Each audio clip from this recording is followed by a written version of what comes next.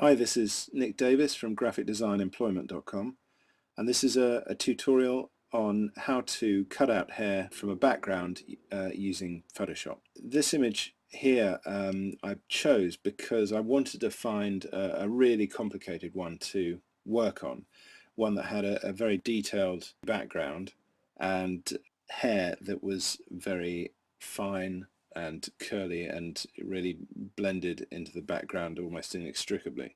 And this was one of the ones that I found. And now this tutorial is going to start off with this and end up with something like this.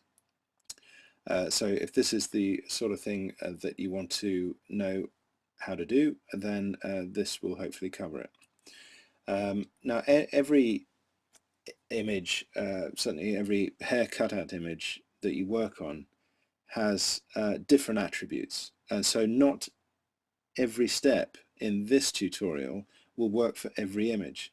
It is very much a case of trial and error.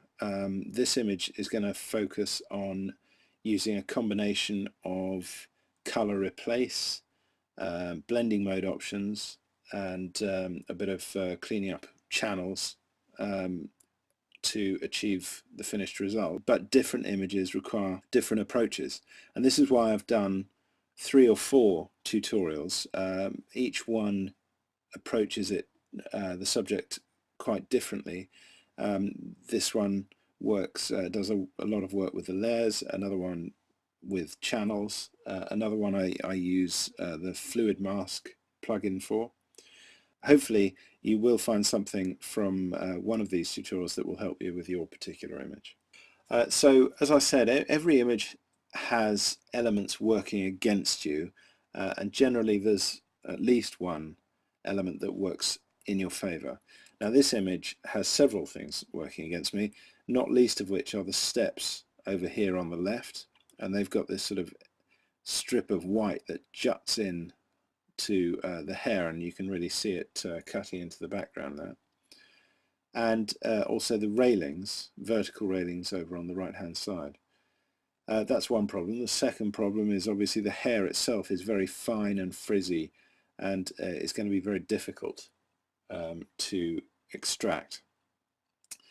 However, the good news is there is one thing that is working strongly in our favor, and that is the hair color itself, and that is what we're going to focus on.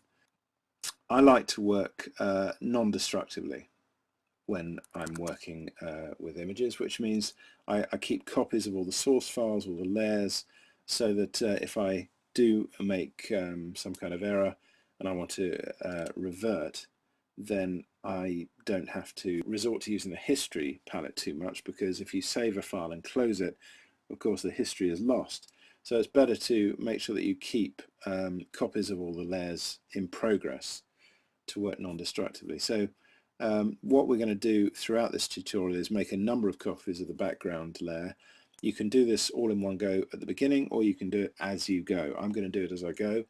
And the first thing we want to do is copy the background layer. So we're just going to duplicate that by dragging it over the Create New Layer button here, and there it is.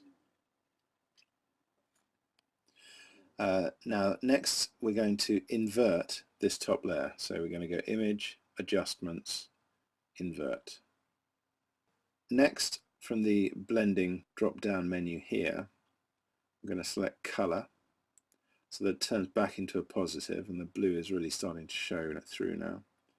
And now I'm going to duplicate the background layer again, select the 2 top layers, right-click on it, or control-click if you're on a Mac, and then select Merge Layers. So now we have 2 layers, this blue one and the original underneath. The next thing we're going to do is invert this top layer again. So we're going to go Image, Adjustments, Invert. Let's do that again, Invert. And then select Linear Burn.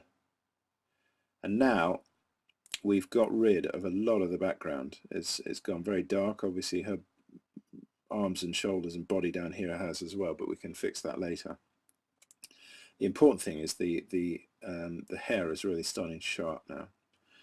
Firstly, I'm going to duplicate the background layer again, select the top two layers, and again right click and merge those two layers.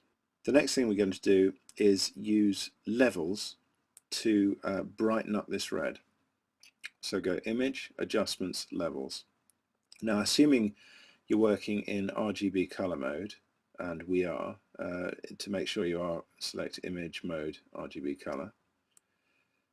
Assuming you're working in RGB, you'll see under the channel pop-up in the Levels dialog box here, a red, green and blue channel. And these correspond to the red, green and blue channels in your channels palette. There.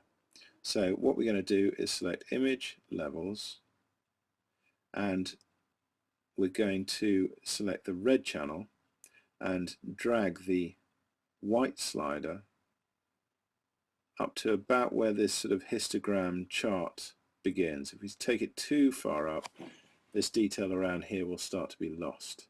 So just take it up to where the histogram starts.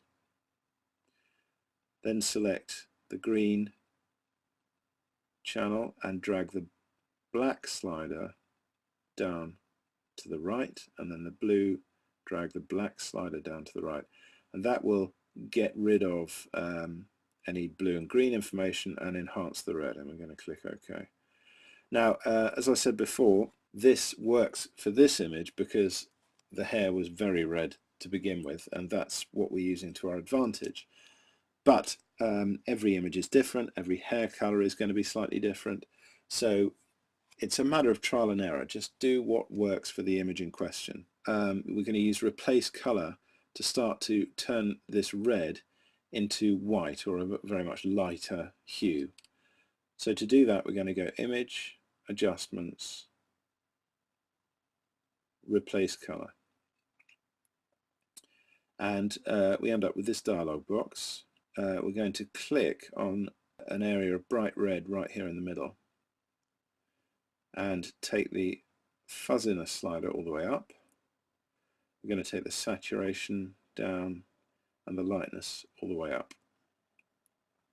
And now you can really start to see that we are getting close to an almost monochromatic channel that we're going to be able to work with. So let's click OK. So the next thing we're going to do is select all and copy the selection with this top layer selected. And then I'm going to hide that layer, go to the Channels palette, click Create New Channel, and it'll create one called Alpha 1, and then paste the selection into it. Now it goes, turns into a completely mono image because it's a single channel plate, and this is what we're now going to work on. So we want to deselect and now start work on this. So the first thing I'm going to do is block out the areas of white and black. So everything we want to keep is going to be white, and everything we want to get rid of is going to be black.